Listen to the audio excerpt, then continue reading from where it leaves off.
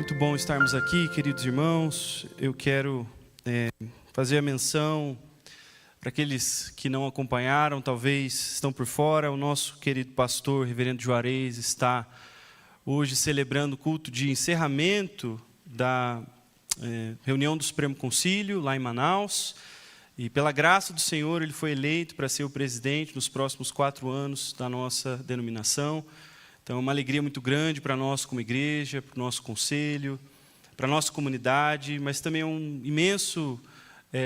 uma imensa responsabilidade. Então, que possamos estar orando pelo nosso pastor, pela sua família, sabendo que o Senhor há de fazer grandes coisas através dele e através dessa comunidade aqui também, que vai acolher, esse cargo por esse período. Então, queridos, estejamos orando e indo agora para nosso tempo de palavra, eu quero convidar você a abrir a sua Bíblia em Miqueias, capítulo 6. Nós vamos ler os versos de 1 a 8.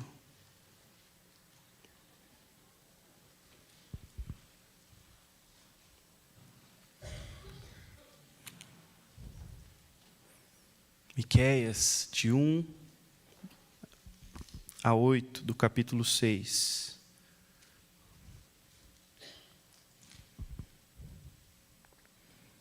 A palavra do Senhor diz assim: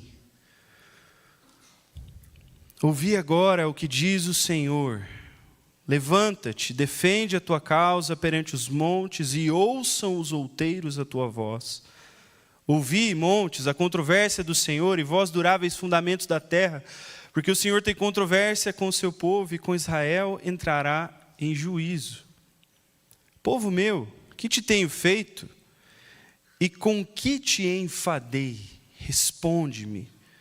Pois te fiz sair da terra do Egito, e da casa da servidão te remi. E enviei adiante de ti Moisés, Arão e Miriam. Povo meu, lembra-te agora do que maquinou Balaque, rei de Moabe, do que lhe respondeu Balaão, filho de Beor, e do que aconteceu desde Sitim a Gilgal, para que conheças os atos de justiça do Senhor. Com que me apresentarei ao Senhor, e me inclinarei ante o Deus dos céus? Virei perante ele com holocaustos, com bezerros de 1 ano, agradar-se-á ao Senhor de milhares de carneiros, de 10.000 ribeiros de azeite? Darei o meu primogênito pela minha transgressão, o fruto do meu corpo pelo pecado da minha alma? Ele te declarou, ó homem, o que é bom, e o que é que o Senhor pede de ti, que pratiques a justiça, ames a misericórdia e andes humildemente com o teu Deus. Amém? Vamos orar mais uma vez?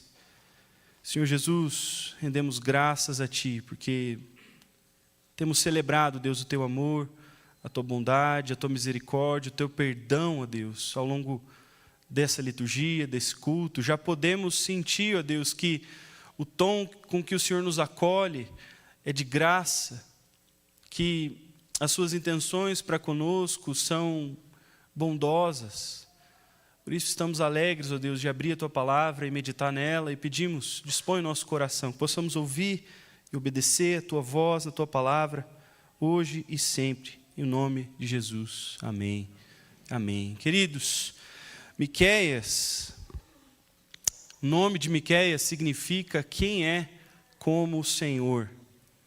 Inclusive, essa declaração, ela aparece no final, nos últimos 3 versos do livro. Aí, se você estiver com a Bíblia aberta, você vai ver o versículo 18, que começa com essa declaração. E, obviamente, essa é uma pergunta retórica. Ela declara, ela anuncia que não existe outro Deus como o Senhor. E o ministério desse profeta, Miqueias, nos confronta com a realidade, meu irmão, minha irmã, que essa crença precisa se manifestar nas nossas vidas, nas nossas decisões, nas nossas prioridades. Precisamos declarar isso não apenas no nosso credo, na nossa confissão de fé, mas na forma como a gente vive. E o fato é que nós não podemos nos iludir diante de Deus aqui e uns dos outros, achando que essa é uma realidade constante no nosso coração, porque muitas vezes e de muitas maneiras, como eu falei, isso pode ser o nosso credo, mas não é a nossa prática. E a nossa vida denuncia essa realidade. E ninguém aqui está isento disso. E o resultado dessa incongruência entre o que a gente crê e o que a gente faz, tanto lá no passado como hoje, nas nossas vidas, ele se manifesta no fato que nós entregamos o nosso coração a outras esperanças, com muita facilidade. Nós buscamos alegria, prazer, satisfação, não com o Senhor, mas independentes do Senhor. E aí nós fazemos dessa realidade aqui, a material, as coisas que a gente vê, pode tocar, a nossa segurança. Em outras palavras, a gente faz muitos ídolos no nosso coração. E Miqueias, ele confronta o povo com essa realidade e nos confronta nessa manhã também. Olhando para o contexto desse profeta, e sei que existem livros no Antigo Testamento que a gente abre e de repente a gente se dá conta que existe, né? Puxa vida, Naum, Abacuque, Amós, e a grande dificuldade da gente entender esses textos é compreender o que estava acontecendo lá naquele momento, para a gente conseguir ter um senso do porquê ele está escrevendo tudo isso e o que isso tem a ver conosco. Então a gente olha para o contexto passado lá de Miqueias, a gente percebe que ele profetizou no tempo onde que a Síria era a grande potência e estava ameaçando tanto o reino do norte, em Israel, quanto o reino do sul. E as tensões estavam altas. As tensões estavam altas. E a profecia de Miqueias vai explicar o porquê dessa invasão. Deus vai dizer para o seu povo que essa invasão, esse juízo, ele não é do nada. É uma consequência, na verdade, do povo ter se afastado de Deus, deles terem quebrado a aliança, deles terem se alienado do Senhor. Miqueias, ele foi contemporâneo de Isaías, inclusive Isaías ele cita um trecho da profecia de Miqueias, bem palavra por palavra lá em Isaías. E existe uma diferença, Isaías parece que ele ministrava mais diretamente aos reis, enquanto Miqueias ministrava o povão, para todas as pessoas, assim, de maneira indistinta. E o que ele vai denunciar aqui, nesse livro, é o que justifica o juízo de Deus, que é fruto desse afastamento, dessa alienação, da gente ir rumar o nosso caminho independente de Deus. E ele vai falar que isso começa na idolatria, né? Porque nós nos afastamos de Deus e não fazemos isso sem colocar o nosso coração em outro ídolo, em outra esperança, em outra fonte de segurança, prazer e alegria. Então começa na idolatria e ele fala sobre como o povo se entregou aos ídolos, aos deuses dos povos ao redor, das nações ao redor, e isso dá fruto a várias coisas. Ele condena a ganância, a avareza que existia entre o povo, e aí a ganância e a avareza obviamente vai dar luz ao quê? A injustiça e a desigualdade social. Os ricos exploravam os pobres aqui nesse contexto. Os vulneráveis perdiam, como sempre é o caso, e as lideranças, o povo que deveria ser responsável e dizer, basta, vamos voltar, os profetas, os sacerdotes, os juízes, eles se corrompiam no seu ofício. Não é muito diferente do nosso contexto, né, gente? Consegue perceber isso? Que a gente está falando de desgraças, de coisas ruins, de uma sociedade do passado que se refletem aqui, no hoje, no agora, e nas nossas apreensões com o futuro. E aí a gente vê essa realidade onde Miqueias aponta que isso, na verdade, é fruto do nosso abandono de Deus, da gente se afastar do Senhor.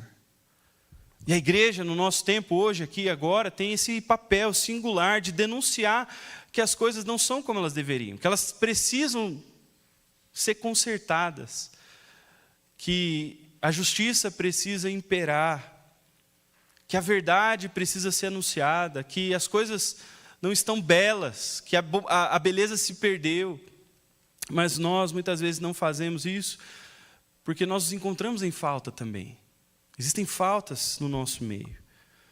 E eu não sei se você percebeu no começo desse texto, quando nós lemos, no versículo 1 em diante, nos 2 primeiros versículos, na verdade, Deus ele estabelece um tribunal aqui, onde Ele chama o seu povo como um réu, Ele chama os montes e os duráveis fundamentos da terra, ali no versículo 2, como testemunhas. E Deus aqui apresenta a sua queixa, a sua controvérsia, a sua contenda contra o seu povo. Mas perceba, ainda que o juízo de Deus sobre o seu povo seja justificado, Deus estende o convite da graça. Ainda que Deus tenha razão em nos colocar contra a parede, e numerar os nossos pecados, Deus é gracioso, Ele estende o convite da graça. E por isso que, ao lermos o livro de Miqueias, nós percebemos que ele traz um retrato complexo de Deus, que é juiz e executor, mas Ele é também o pastor divino. Ele é feroz e punitivo, mas Ele também é restaurador e perdoador. Miqueias, ele tem 3 estrofes e sempre começa com ouvir, esse chamado a ouvir, tanto no capítulo 1, no capítulo 3 e aqui como nós lemos no capítulo 6. O tom dessa profecia é de ameaça, mas ao mesmo tempo de esperança. Porque o Senhor deseja restaurar o seu povo. O propósito de Deus não é condenar, o propósito de Deus é restaurar. Por isso, ao ouvirmos esse texto e colocarmos nosso coração diante de Deus nessa manhã, precisamos saber, não estamos diante de um tribunal. Nós estamos, na verdade, diante da mesa do Senhor, que nos convida a celebrar a graça que nos é estendida, mais uma vez nesse domingo. Mas esse convite da graça, ele vai se desdobrar em 3 momentos nesse texto, que vai nos convocar, vai nos chamar, vai esperar uma resposta. E a primeira realidade é essa, é que o convite da graça de Deus espera resposta. Então, olhando para o nosso texto, nós percebemos que Deus entra em contenda, faz uma queixa com o seu povo, justamente por isso. Porque eles não responderam o convite da graça. E se responderam de maneira errada, equivocada. Veja o versículo 3, ele começa dizendo: povo meu, que te fiz? Que te tenho feito e com o que eu te enfadei? E quando o profeta ele traz essa linguagem, ele está revelando para nós qual era o tom no coração do povo. Porque o povo, na verdade, achava que tinha razão contra Deus. Isso revela orgulho, altivez no coração do povo de Deus e revela no nosso também, quando nós achamos que Deus deveria ter feito as coisas na nossa vida de maneira um pouco diferente. Que a gente não devia ter sofrido como nós sofremos, e que Deus está nos devendo muitas coisas, e aí o nosso coração se revela altivo, orgulhoso, soberbo. O que nasce disso, além desse orgulho, é ingratidão e indiferença no nosso coração. E eles estavam diante dessa realidade onde o povo assírio ameaçava a invadir, e o que eles achavam é que Deus deveria protegê-los a todo custo. Deus deveria agir, Deus deveria proteger eles. O que eles não estavam conscientes nesse momento, e muitas vezes nós não estamos também, é que os nossos pecados têm consequência. E que Deus, sendo santo, justo, não pode ignorar a maldade e a injustiça. E nós não queremos que Deus ignore a maldade e a injustiça. Na nossa nação, no mundo, nós não queremos dizer ao mundo que não tem esperança para o mal que acontece ao nosso redor. Então, crermos que um Deus santo e justo irá agir faz parte da nossa crença. Mas muitas vezes nós estamos do lado de cá e percebendo que Deus tem razão contra nós. Mas veja, mais do que isso, mais do que expor essa realidade do coração do povo e o nosso aqui nessa manhã, Deus vai responder a sua própria pergunta, lembrando do que Ele fez no passado. E aqui é que a gente percebe que Deus está estendendo o convite de graça mais uma vez. Tanto lembrando o que Ele fez lá no passado, como Ele estendeu lá no passado essa graça, e como Ele estende agora, mesmo com o coração do povo todo errado diante de Deus. Veja o versículo 4 e o versículo 5, ele vai fazer uma recapitulação de toda a história de Israel. Eu te fiz sair da terra do Egito, eu te redimi da escravidão, eu te enviei com Moisés, Arão e Miriam. No versículo 5 ele diz: lembre do que maquinou Balaque e Balaão, do que aconteceu de Sitim a Gilgal. E o que Miqueias está fazendo aqui, ele está resumindo, rememorando o que Deus fez no passado com 2 molduras. Primeiro é a saída do Egito, como Deus resgatou o povo graciosamente lá do Egito, da escravidão, e trouxe eles numa jornada. E a outra moldura é a entrada na terra prometida. E em todos esses momentos não foi fácil, foi difícil, teve lutas. Então, obviamente, quando ele faz menção ao Egito, Moisés, Arão e Miriam, ele fala dessa jornada da redenção, desse começo do caminhar deles no deserto. Balaque e Balaão vai falar sobre as dificuldades na chegada na terra prometida, porque Balaque era um rei que chega até o profeta Balaão pedindo para que ele amaldiçoe o povo, porque Israel, vindo com milhões e milhares de pessoas, fez Balaque tremer na base e se perguntar por que eles estão vindo. Então ele pede para o profeta amaldiçoar várias vezes, mas Deus coloca uma palavra de bênçãos para o seu povo. Então, todas as dificuldades, todos os muros do caminho, todos os problemas no caminho, Deus resolve com graça, Deus ajuda, Deus derrama favor dos céus. E quando ele cita aqui se tinha Gilgal, ele está falando a respeito dessa travessia do Rio Jordão, que também foi dificultosa. Ou seja, Miqueias está dizendo assim: povo meu, lembra do que eu fiz no passado. Lá vocês também não mereciam, e eu trouxe vocês, arrebanhei vocês. E diversos momentos do caminho de Israel, a gente lembra como o povo entra em contenda contra o Senhor. As águas de Massá e Meribá, para aqueles que lembram, eles reclamaram que Deus não estava dando água para eles. Mas Deus continua sempre, em todos os momentos, estendendo graça, misericórdia, chamando o seu povo a arrazoar, a recobrar a sanidade e ver o que o Senhor tem feito. E eu não sei o quanto é claro isso para você, mas Israel, ele é escolhido por Deus imerecidamente. E Deus inclusive fala isso para o seu povo, lá em Deuteronômio 7, de 7 a 9. Deus fala com o seu povo assim: o Senhor seu Deus escolheu para que de todos os povos que há sobre a terra, vocês fossem o seu povo próprio. O Senhor os amou e os escolheu, não porque vocês eram numerosos do que os outros povos, pois vocês eram o menor de todos os povos, mas porque o Senhor os amava. O amor de Deus antecede qualquer resposta que o povo de Deus poderia ter dado, e antecede qualquer resposta que nós podemos dar a Ele nessa manhã. Mas o ponto é, Israel aqui não respondeu ao amor gracioso de Deus. Eles não foram recíprocos com o amor do Senhor. Eles estavam diante de Deus, mas eles estavam enfadados, cansados, porque eles não compreenderam, eles não entenderam a graça, a magnitude daquilo que Deus fez. E isso, queridos, muitas vezes vem sobre nós, eu vou chamar isso de amnésia espiritual. É quando a gente olha para o Senhor, a gente não consegue ver a sua bondade, que Ele está a nosso favor, que existe um versículo na Bíblia que diz que Deus é por nós. E aí tudo é motivo de ingratidão no nosso coração, e tudo nos afasta desse Deus, e tudo nutre em nós uma postura como essa do povo, que nós olhamos e pensamos, estamos enfadados, cansados.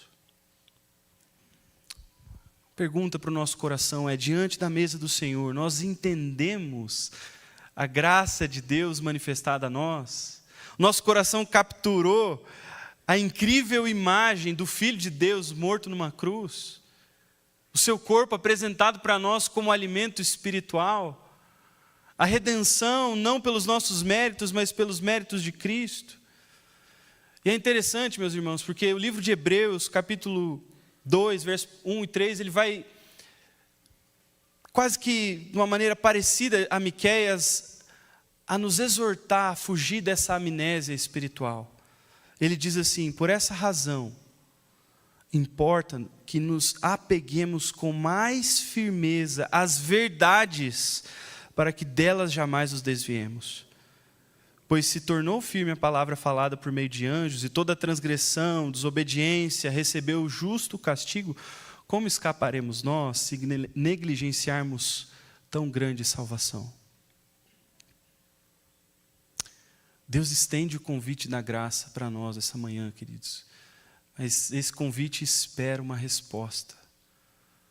uma resposta que não é religiosa, que não é ritualística, mas de um coração que entendeu quão caro, quão rico é ser convidado à mesa do Cordeiro. Agora, num segundo momento do nosso texto, nós percebemos que espera a resposta ao convite da graça, mas também vai exigir do seu povo, exige arrependimento. Nós olhamos essa tensão que existe no texto e percebemos essa negligência da graça. Essa era já uma realidade presente ali no contexto de Miqueias, mas veja, a história não precisava terminar aí. A história não precisa terminar na nossa falta de resposta. A graça, ela nos convida a perceber que existe possibilidade de mudança, e por isso ela exige arrependimento de nós. Porque veja, novamente, da mesma forma que lá no texto, naquele momento histórico, Deus estava estendendo a sua graça ao seu povo, mais uma vez, domingo, gente, dia do Senhor, com a mesa posta, o Senhor faz a mesma coisa conosco. Estende a sua graça e nos convida a responder e nos convida a abraçar arrependimento. Somos chamados a reconsiderar qual foi a nossa resposta no passado e mudar, e responder diferente, e reciprocar o amor divino, e dizer sim para Deus, dizer sim, Senhor, eu reconheço o seu amor e eu não jogarei fora. O texto nos chama ao arrependimento. Eles negligenciaram, menosprezaram, esqueceram o amor de Deus. E veja, é importante esse contexto onde Deus elege o seu povo apenas por amor, por graça imerecida. E o fato é que a aliança que eles firmaram com o Senhor no Monte Sinai, ali, logo depois de ter sido resgatados, demandava amor. Deus demandou amor do seu povo. Deus os resgata da escravidão do Egito, graciosamente, apresenta a lei, os mandamentos no Monte Sinai e firma com eles uma aliança. E o amor aqui, o amor exclusivo, ele era crucial nessa aliança. Vocês lembram do Shema, a grande declaração dos judeus? Está lá no capítulo 6 de Deuteronômio, que diz essa realidade para nós. Amarás, pois, o Senhor teu Deus de todo o teu coração, de toda a tua alma, de toda a tua força. Amor. Amor, gente. Mas o que acontece quando eles esquecem o amor? A aliança, ela vira contrato.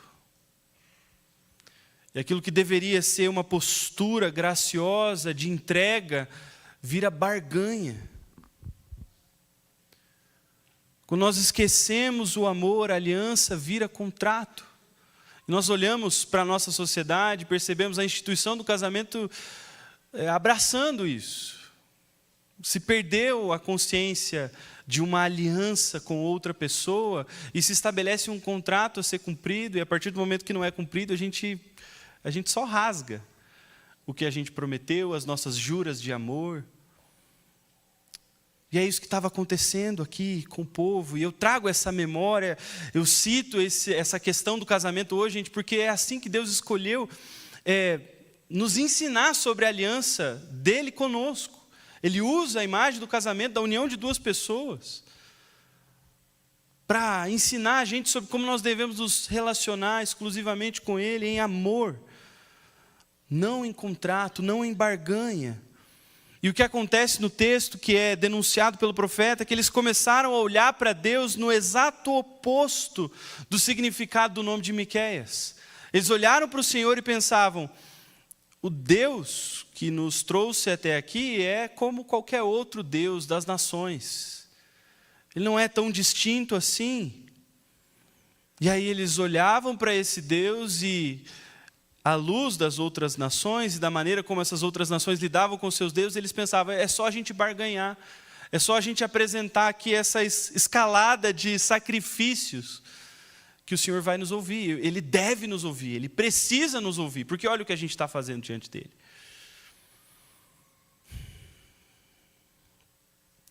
Percebe, queridos, como às vezes o nosso coração se encontra assim, diante de Deus? Às vezes a gente não consegue nem pôr em palavras essa realidade, mas ela aqui expõe o nosso coração. Quando Deus não nos dá o que nós esperamos ganhar, a gente se cansa, a gente se enfada de Deus. Não sei se você consegue se ver nessa tensão aí no seu coração, mas eu certamente consigo. E é assim que a idolatria, ela nasce, ela frutifica no nosso coração, porque nós começamos a buscar em outros lugares aquilo que Deus deveria ter nos dado, mas não nos deu. E aí o nosso amor por Deus, ele se esvai, ele vai embora, ele se esfria, e o que fica é religiosidade, é o rito.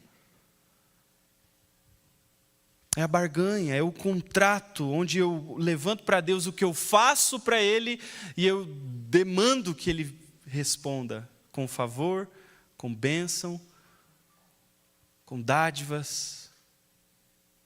O Senhor nos convida a nos arrepender dessa postura.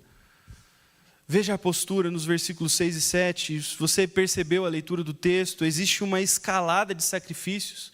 É uma absurdidade aqui que o profeta ele vai narrando para revelar como estava o coração do povo. Ele diz: me inclinarei ante o Deus excelso, virei perante ele com holocaustos, com bezerros de 1 ano. Agradar-se-á, por acaso, o Senhor de milhares de carneiros? Gente, só Salomão deu esse tipo de quantia diante do Senhor, e foi uma vez só.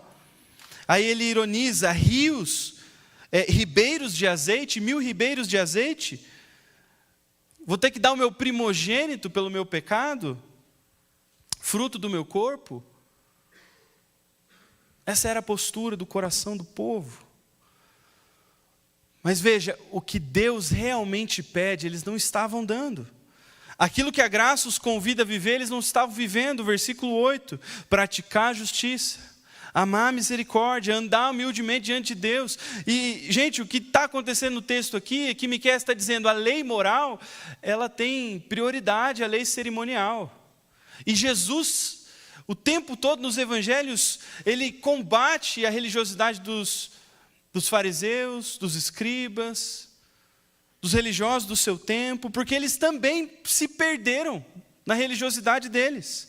Você lembra dos episódios nos sábados, onde Deus cura um homem com a mão ressequida, e o povo fica bravo? Deus tem que lembrar: o sábado foi feito para o homem, não o homem para o sábado. Um outro texto em Mateus 5 nos lembra: se pois trouxeres a tua oferta ao altar e lembrares que teu irmão tem alguma coisa contra ti, existem prioridades: perdão, reconciliação. A lei moral tem prioridade, é o que importa, é o que vale para o Senhor. E aqui nós percebemos, queridos, o quanto a nossa religiosidade ela pode ser um câncer não diagnosticado na nossa alma. Porque parece que está tudo bem, porque a gente está cumprindo tudo, a gente está vindo, a gente está prestando culto, nós estamos dando os dízimos, as ofertas, estamos realizando tudo diante de Deus, mas no nosso coração nós nutrimos um desgosto com o Senhor, um cansaço, que a gente dá, mas a gente dá cansado, exigindo que o Senhor responda, realize. E outra imagem muito nítida que nós não podemos esquecer é do irmão mais velho, na parábola do filho pródigo, você lembra? Onde o pai tem que acolher o filho mais novo, que saiu, que foi embora, que se lançou no mundo, mas ele precisa acolher o irmãozinho mais velho, que estava lá fazendo tudo, mas o seu coração estava ingrato diante do seu pai. E ele até diz isso: você nunca me deu um carneiro para eu celebrar com os meus irmãos, mas a este teu filho, olha o que você fez. A gente contende com Deus pelo fato dele manifestar a graça, dele ser generoso na sua graça, porque aos nossos olhos nós merecemos a graça do Senhor, a bondade do Senhor, o favor do Senhor. Deus nos convida a nos arrepender dessa postura religiosa no nosso coração, meus irmãos. Deus nos convida nessa manhã a praticar a justiça, amar a misericórdia, andar humildemente diante de Deus. Mas por fim, para nós finalizarmos essa percepção do nosso texto e ir até para o final da carta, desse livro de Miqueias, os últimos 3 versículos, a gente precisa perceber isso. O convite da graça, ele vai esperar uma resposta, vai exigir arrependimento, mas ele evoca a confiança dos nossos corações. Porque diante de todos esses imperativos, nós que estamos do lado de cá da história, depois que Cristo se revelou, morreu e ressuscitou por nós, como Hebreus nos lembra, nós seremos mais cobrados do que eles, inclusive. Mas por estarmos do lado de cá, a gente pode olhar para o texto de Miqueias e perceber uma realidade que nós desfrutamos, que foi apenas sinalizada lá. E está nas últimas palavras de Miqueias. Eu quero ler com você os últimos 3 versículos do capítulo 7. Porque Miqueias é que ele explica o porquê que não há ninguém como nosso Deus. A palavra do Senhor diz assim: quem, ó Deus, é semelhante a ti, que perdoas a iniquidade, te esqueces da transgressão do restante da tua herança. O Senhor não retém a sua ira para sempre, porque tem prazer na misericórdia. Tornará a ter compaixão de nós, pisará aos pés as nossas iniquidades e lançará todos os nossos pecados nas profundezas do mar. Mostrará a Jacó a fidelidade, a Abraão a misericórdia, as quais juraste aos nossos pais desde os tempos antigos. Meu irmão, se seu coração não se encheu de alegria, seu coração não se encheu de gratidão por aquilo que o Senhor fez, veja, o que faz Deus distinto, singular, incomparável a outros deuses não é a sua superioridade militar, o seu poderio, o seu domínio, mas é a sua graça redentora. É o fato que Deus intervém na história para redimir e salvar aqueles que não merecem o seu amor. O fato é que Deus, ele tem prazer na misericórdia. E isso é um refrão do começo ao fim das Escrituras, porque tem vários textos que dizem que Deus, ele não tem prazer em condenar o ímpio. Ele não tem prazer na morte do ímpio, ele não tem prazer em afligir as pessoas, nem lhe causar tristeza, como lembra Lamentações 3, versículo 33. Mas o que Deus tem prazer? O que Deus se alegra? O que enche o coração do nosso Deus? É manifestar a sua misericórdia, é perdoar. E isso evoca confiança no meu e no seu coração. Porque nós podemos estar diante de Deus aqui com o nosso coração todo exposto, sabendo que de hoje não tem como a gente esconder os nossos pecados, mas o que nos faz continuar aqui olhando para Ele é o fato que Deus tem prazer na misericórdia. Deus tem prazer na misericórdia. Miqueias, então, ele diz que Deus vai perdoar, mas veja, quem que explica como que Deus perdoa, como que ele lida com o pecado? Porque Deus é santo, justo, ele não pode simplesmente levantar um tapete e jogar tudo lá embaixo e está resolvido. Então a gente recorre a Isaías, contemporâneo de Miqueias, que inclusive usa palavras bem precisas aqui, iguais a esse texto. Eu quero te convidar a abrir comigo em Isaías 53. Nós vamos ler do 4 a 10, onde nós lemos um texto que é muito conhecido por nós, mas escute com o seu coração. A palavra do Senhor diz assim: certamente Ele, Jesus, tomou sobre si as nossas enfermidades e as nossas dores levou sobre si. Nós o reputávamos por aflito, ferido de Deus e oprimido. Mas Ele foi traspassado pelas nossas transgressões, moído pelas nossas iniquidades. O castigo que nos traz a paz estava sobre Ele, e pelas suas pisaduras fomos sarados. Todos nós andávamos desgarrados como ovelhas, cada um se desviava pelo caminho, mas o Senhor fez cair sobre Ele a iniquidade de nós todos. Ele foi oprimido e humilhado, mas não abriu a boca. Como cordeiro foi levado ao matadouro, e como ovelha muda perante os seus tosqueadores, Ele não abriu a boca. Por juízo o opressor foi arrebatado, e da sua linhagem quem dela cogitou? Porque quando foi cortado da terra dos viventes, por causa da transgressão do meu povo, foi ele ferido. Designaram-lhe a sepultura com os perversos, mas com o rico esteve na sua morte, posto que nunca fez injustiça, nem dolo algum se achou em sua boca. Todavia, ao Senhor agradou moê-lo.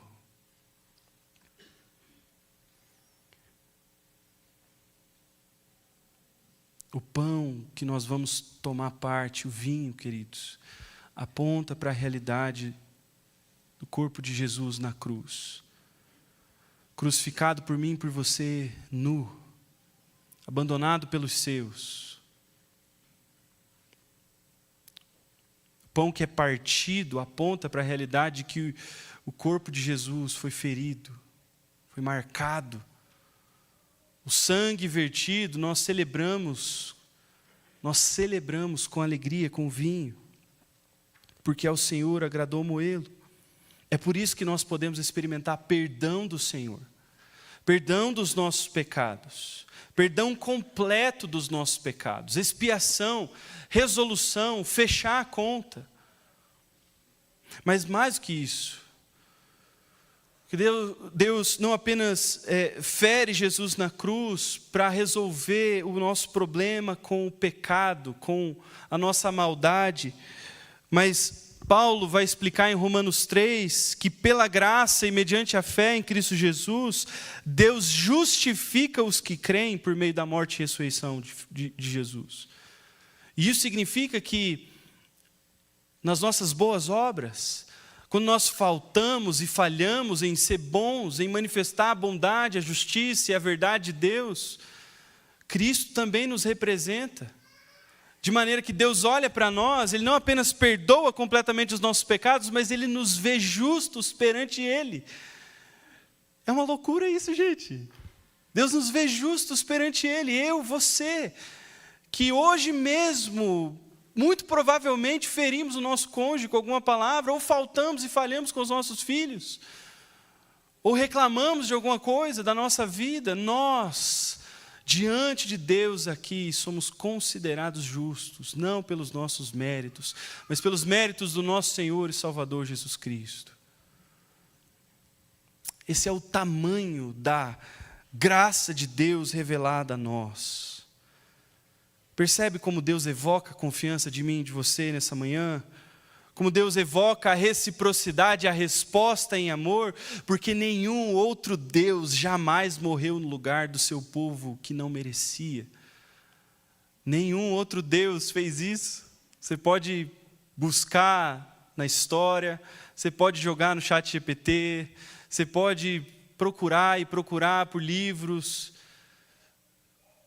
pelas civilizações que já passaram. Nenhum outro Deus fez o que o nosso Deus fez. Nenhum outro Deus nos convida a participar da mesa que celebra a morte do seu filho de maneira gratuita, pela fé.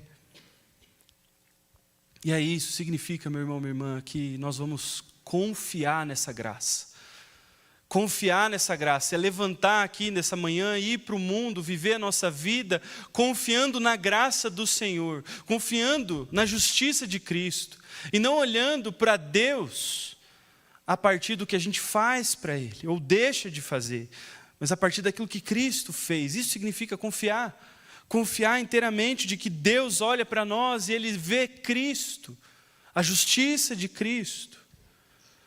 E aí, quando nós nos achegamos mais uma vez diante do Senhor, nós levantamos as nossas mãos com gratidão, com humildade, com maravilhamento, ao invés de religiosidade, meritocracia, sacrifícios, boas obras. O que Deus espera de nós é um coração apegado ao que Ele fez em Cristo Jesus. Você sente seu coração capturado por essa graça? Essa graça, meu irmão, que liberta do medo, da culpa. Aqueles que talvez pensam que Deus não pode ser tão gracioso assim, porque vejo o meu passado, vejo o meu histórico, vejo o que eu fiz lá atrás. Deus convida você a olhar para Cristo e perceber que Ele foi suficiente, a sua morte foi suficiente. Dessa maneira o Senhor nos convida a celebrar a mesa do Senhor. O convite da graça nessa manhã é essa mesa posta, meu irmão, minha irmã, onde todos são bem-vindos. Aqueles que já fizeram a sua pública profissão de fé podem tomar parte e saber que nós estamos aqui participando, celebrando, sendo abençoados por Deus, com a dádiva do Senhor, porque Ele morreu numa cruz para nos salvar. Amém, meu irmão, minha irmã? Essa é a nossa alegria nessa manhã. Esse é o convite de graça, que possamos participar da mesa com esse coração diante de Deus. Amém?